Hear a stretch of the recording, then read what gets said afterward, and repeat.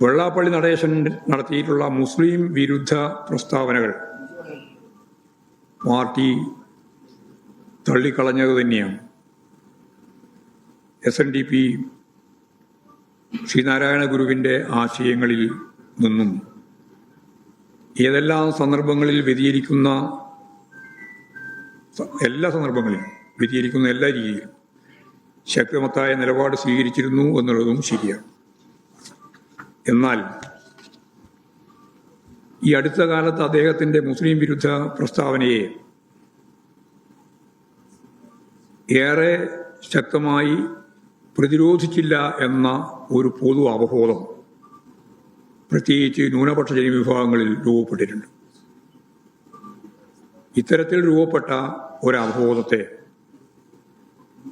ഈ സംശയത്തെ ദൂരീകരിക്കുന്ന തരത്തിൽ ശക്തിയായ ഇടപെടൽ നടത്തുന്നതിൽ പോരായ്മ സംഭവിച്ചു എന്ന് ഞങ്ങൾ സ്വയം വിമർശനമായിട്ട് കാണുകയാണ്. ഞാൻ പറഞ്ഞതിന് വളരെ വ്യക്തമായ മലയാളമാണല്ലോ സംസാരിക്കുന്നത്. ഇത് പറയട്ടെ, എനിക്ക് എല്ലാം സംശയമുണ്ടെന്ന് ചോദിച്ചാൽ മതി. അയ്യപ്പ സംഗമം സംഘടിപ്പിച്ചത് ദേവസ്വം ബോർഡാണ്. സർക്കാരാണ് സംഘടിപ്പിച്ചതെന്ന വലതുപക്ഷ പ്രചരണ കേരളത്തിലെ ജനങ്ങളിൽ ആശയക്കുഴപ്പമുണ്ടാക്കി.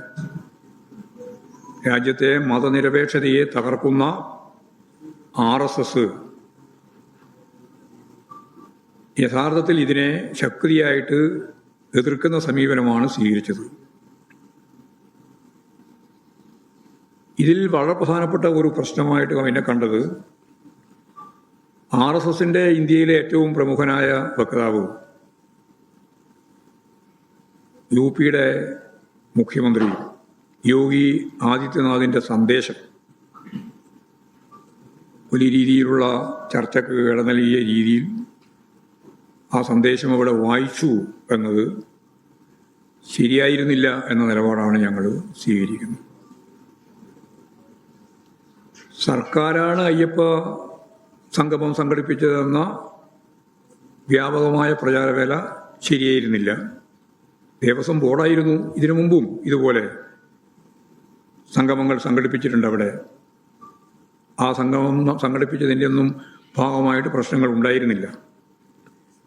അപ്പോൾ ഇപ്പോഴും വ്യാപകമായ രീതിയിലുള്ള ഈ പ്രചാരവേല നമുക്ക് യഥാർത്ഥത്തിൽ അതിൻ്റെ ഒപ്പം ഈ യോഗി ആദിത്യനാഥിൻ്റെ സന്ദേശ വായനയും കൂടി വന്നപ്പോൾ ഈ അവബോധം കൂടുതൽ ശക്തിപ്പെടുന്ന നില ഉണ്ടാവുകയാണ് ചെയ്തത്.